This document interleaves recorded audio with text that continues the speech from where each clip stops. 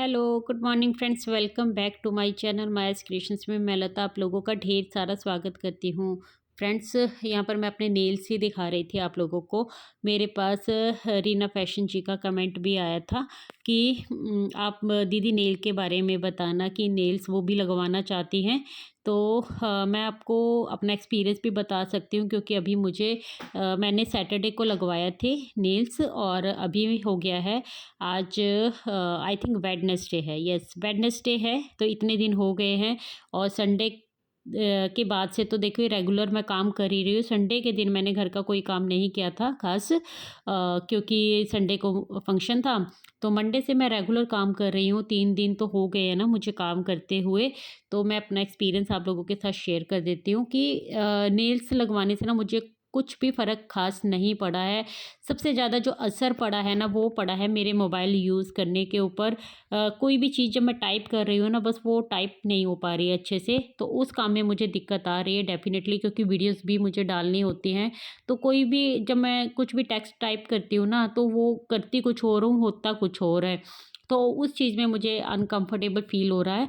बाकी घर के कामों में कुछ ख़ास फ़र्क नहीं आया। मैंने सारे काम किए हैं। मैंने घी निकाला था कल। मैंने है जो घी नहीं निकाला था, बस बटर बना के रख दिया था फ्रिज में। उस टाइम मेरे हाथ पूरे उसमें हो गए थे, तब जाकर मुझे याद आया कि मैं वीडियो शूट कर लेती, बट मैं उसको फिर नहीं कर पाई क्योंकि घर में बच्चे भी नहीं थे, तो मैं उनको बोल देती।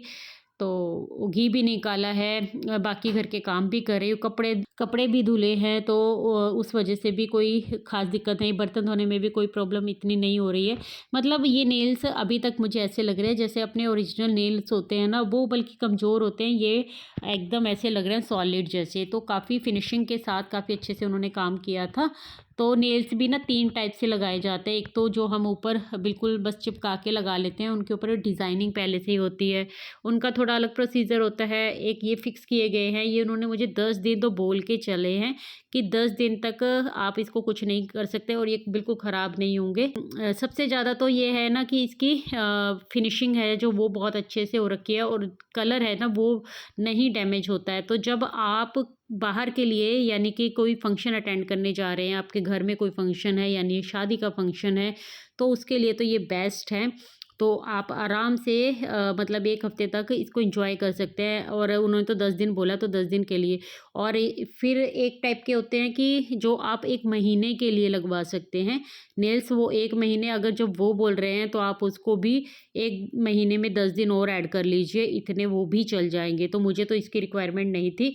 मैं बस अपना एक शौक़ पूरा करना चाहती थी, क्योंकि मैंने सोच रखा था और देख रखा था कि नेल्स अच्छे लगते हैं और अच्छे लग भी रहे हैं। अभी तक भी नेल पेंट वैसी की वैसी है, कुछ भी कहीं से निकला नहीं है। तो इस तरीके से देखा जाए तो अच्छे हैं। एक बार अगर आपको शौक़ है ना, तो वो शौक़ ज़रूर से आप पूरा कर सकते हैं। आपको काम करने में तो कोई ख़ास दिक्कत नहीं आएगी। हाँ, मोबाइल चलाने में दिक्कत आएगी आपको।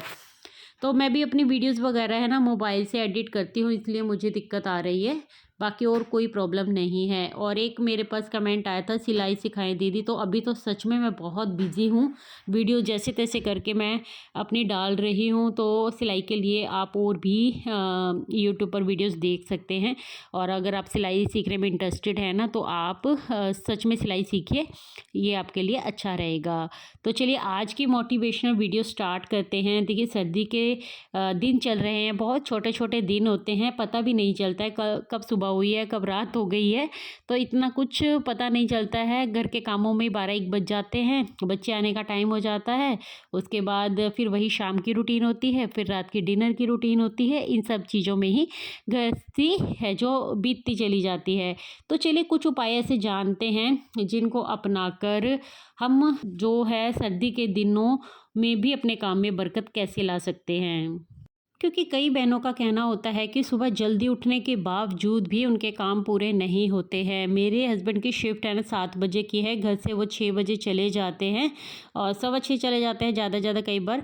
और उससे पहले हम 5 बजे तक उठ जाते हैं। 5 बजे मेरा अभी सर्दियों का रूटीन है कि मैं 5 बजे उठ रही हूँ।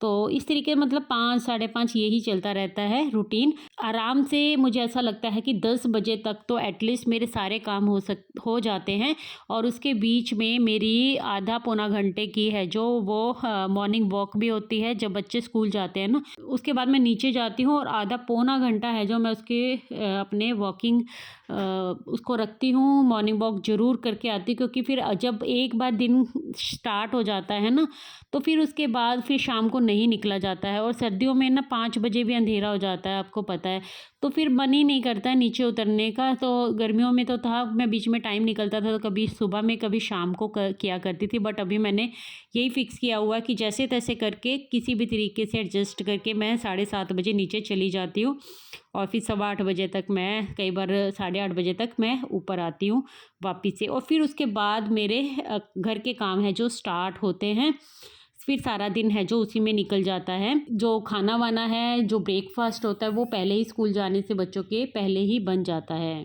अब सोचने वाली बात ये होती है कि अगर हम सुबह जल्दी भी उठ जाते हैं, उसके बावजूद भी हमारे काम पूरे नहीं होते हैं, तो क्या उसके लिए मतलब क्या कमी रह जाती है? किस तरीके से हम अपने कामों को सही मैनेज नहीं कर पाते हैं कि हमारे काम है जो सुबह जल्दी उठने के बावजूद भी पूरे नहीं होते हैं? देखिए, मुझे ऐसा लगता है कि सबसे पहला जो नियम होता है वो होता है, सुबह उठकर आप फ़ोन मत हाथ में लें, है ना?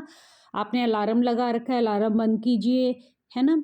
उसके बाद अपने फ़ोन को साइड में रख दीजिए। बिल्कुल भी फ़ोन को हाथ मत लगाइए। मैं सच बताऊँ तो आपको मुझे ना 7:30 बजे जब मैं नीचे जाती हूँ और फिर वापस आती हूँ ना 8:30 बजे, और मुझे अपना ब्रेकफ़ास्ट करना होता है, फिर उसके बाद 9 बजे के आस-पास मैं अपना ब्रेकफ़ास्ट करती हूँ, तो तब मैं अपना फ़ोन है जो एक बार चेक करती हूँ, व्हाट्सएप खोलती हूँ, और कुछ भी अगर मेरी वीडियोज़ वगैरह पे कोई कमेंट होता है तो वो देख लेती हूँ, और कई बार तो मैं उसको रात में ही देख के सोती हूँ, फिर मैं सुबह नहीं देखती हूँ, फटाफट से अपना ब्रेकफ़ास्ट करती हूँ और अपने काम में लग जाती हूँ। फिर उसके बाद मैं अपने भजन चला लेती हूँ शिव जी के, और महादेव जी के भजन सुनते-सुनते मेरे को अपनी जो भी डस्टिंग, जो भी काम करना होता है, वो मैं करती रहती हूँ, क्योंकि फिर मेरी हाउस हेल्पर का भी टाइम हो जाता है आने का, तो झाड़ू पोछा वही करती है आके, बाकी सारे काम हैं जो फिर मैं उसके साथ-साथ निपटाती जाती हूँ। इस तरीके से अगर मैं सच बताऊँ तो फ़ोन लेने का वक़्त ही नहीं होता है। वक़्त तब तक नहीं आता है जब तक मेरी वीडियो एडिट नहीं हो जाती है। कई बार तो मुझे सुबह ही, जैसे आज की वीडियो भी मैं सुबह में एडिट कर रही हूँ, और अभी टाइम हो रहा है 10 बजे 10:40 का, तो 12:30 बजे तक मेरे माइंड में फ़िक्स होता है कि मेरी वीडियो जानी है, तो किसी तरीके से मैं उसको एडिट कर लूँ। तो मतलब मैं अपने काम किए बिना फ़ोन को हाथ नहीं लगा पाती हूँ पूरी तरह, ना ही मेरा मन करता है कि मैं वीडियोज़ देखूँ। ब्रेकफ़ास्ट करते वक़्त मैं थोड़ा-सा देखती हूँ, फिर उसके बाद मैं भजन चला लेती हूँ, अपने काम करती हूँ, फिर उसके बाद वीडियो एडिट करती हूँ, या वीडियो अपलोड करने का जो भी काम थोड़ा बहुत रह गया होता है वो कंप्लीट करती हूँ।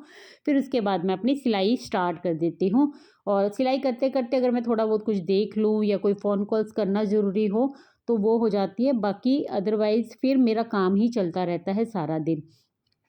तो अगर कहने का मतलब मेरा ये है कि अगर आप फ़ोन उठा लेंगे ना एक बार हाथ में, तो आपका आधा 1 घंटा वेस्ट हो जाता है। लेकिन उस आधे 1 घंटे में अगर आप अपने काम निपटा लेते हैं तो आपका दिन प्रोडक्टिव बन जाता है। देखिए फ्रेंड्स, सर्दियों में वैसे भी दिन बहुत छोटे होते हैं, और छोटे दिन क्या है ना, कब पता चल जाता है, मतलब कब बीत जाता है पता ही नहीं चलता है।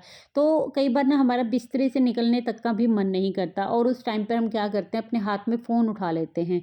फ़ोन उठा लेते हैं ना, तो जब वो हम बिस्तर में से उठ नहीं पा रहे 10 मिनट 15 मिनट, उसकी जगह हम आधा 1 घंटा भी वहाँ पर बैठे-बैठे, लेटे-लेटे फ़ोन देखते-देखते बिता देते हैं। तो अपनी इस हैबिट को चेंज कीजिए।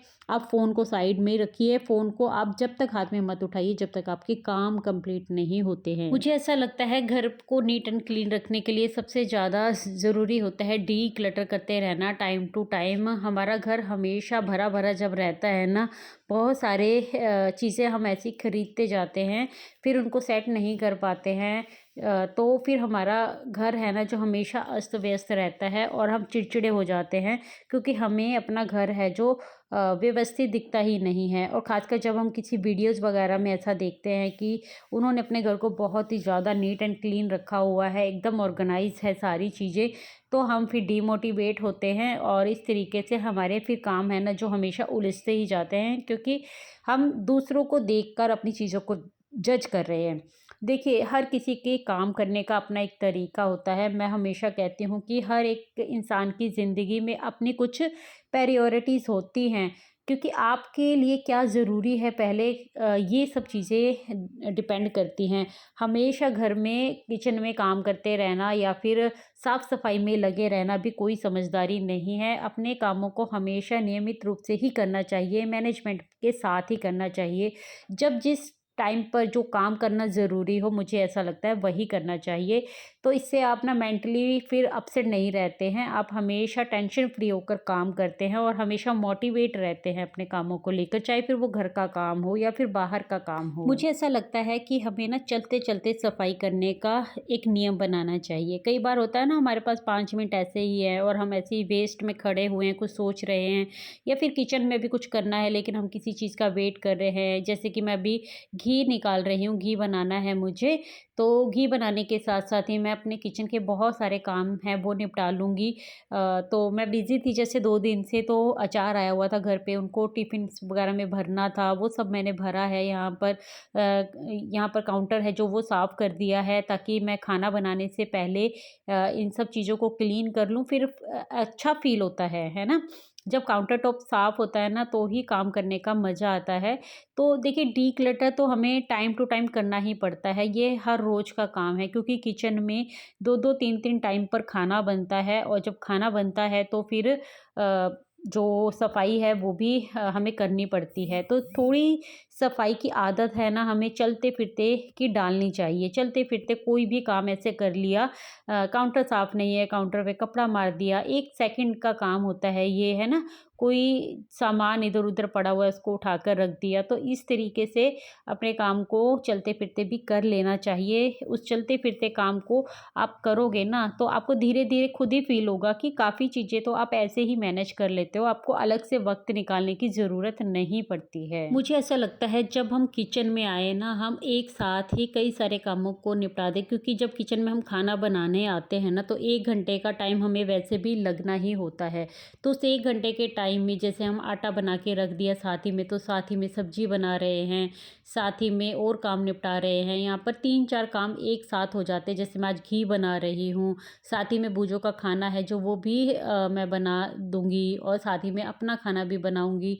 तो और जो भी छोटा-मोटा काम होगा, जैसे कई बार होते हैं दाल है, डिब्बों में फ़िल करनी है, कोई और सामान है, डिब्बों में फ़िल करना है। इस तरीके से जो काम होते हैं ना, वो मैं ना ऐसे नहीं करती हूँ कि दिन भर में कभी भी जैसे सामान आया तो उसी वक़्त कर दी। जब मैं किचन में खाना बना रही होती हूँ ना, तो मैं उन कामों को तभी निपटाती हूँ ताकि किचन में जब खड़ी हूँ ना, तो किचन के आस-पास के काम जितने भी हों उतने ही निपट जाएँ, ताकि फिर बाद में आराम से बैठकर मैं अपना सिलाई का काम करूँ। क्योंकि फिर जब सिलाई का काम करती हूँ ना, तो उसमें फ़ोकस करके करती हूँ ताकि उसमें फिर डिस्टर्बेंस ना आए, है ना? तो इस तरीके से जैसे शाम का जब मुझे डिनर बनाना होता है ना, तो मैं 7 बजे के आसपास किचन में आती हूँ और 7 से 8 साढ़े 8 बजे तक मेरा सारा काम है जो ख़त्म हो जाता है। उसके बाद कई बार मैं अपनी वीडियोज़ वग़ैरह के बारे में देख लेती हूँ या फिर कमेंट्स का कोई रिप्लाई करना होता है वो देख लेती हूँ। इस तरीके से काम निपटाती हूँ, फिर बच्चों को भी देख लेती हूँ साथ में, क्योंकि फिर बच्चों की पढ़ाई का टाइम होता है। इस तरीके से काम है जो निपटते जाते हैं, बस सही टाइम मैनेजमेंट होना चाहिए और टाइम मैनेजमेंट भी किसी और के अकॉर्डिंग आप नहीं बना सकते हो। हर घर के अपने काम करने का एक तरीका होता है। सदस्यों की रिक्वायरमेंट के अकॉर्डिंग होती हैं वो सारी चीज़ें, कि किसको कितने टाइम पर कब क्या चाहिए या फिर किस घर में कितने सदस्य हैं, इसके ऊपर भी डिपेंड करता है। इसलिए मैं आपको भी यही कहूँगी कि किसी की वीडियोज़ देखकर भी कभी अपने आप को डीमोटिवेट नहीं करना। मोटिवेशन लेने की ज़रूरत होती है। कोई आपको 10 तरीके बता रहा है, 10 आइडियाज़ दे रहा है, तो उसमें से कोई एक भी आइडिया अपना कर यूज़ करके आप देख सकते हैं। उस तरीके से आप आगे बढ़ते रहिए। लेकिन ऐसा नहीं होता है कि हम किसी और के सारे तरीके हैं जो अपनी लाइफ में उतार लेंगे, क्योंकि हर घर का अपना एक माहौल होता है। उसके अकॉर्डिंग ही हर किसी को अपना घर देखना होता है। और एक और लास्ट पॉइंट अपने दिन को प्रोडक्टिव बनाने के लिए ये होता है कि जो भी आपको अगले दिन करना है, सुबह बच्चों को नाश्ते में क्या देना है, हस्बैंड को टिफ़िन में क्या देना है, उसकी तैयारी आप रात में थोड़ी सी करके सोइए, तो उससे भी आपका काम है जो ईज़ी हो जाता है। यहाँ पर मैं मूली है वो कद्दूकस करके रख दूँगी, क्योंकि मुझे सुबह में मूली के पराठे बनाने हैं, तो पील करके उसको धो के, है ना, धो के और फिर मैं उसको थोड़ा हल्का सुखा के फ्रिज में रख दूँगी।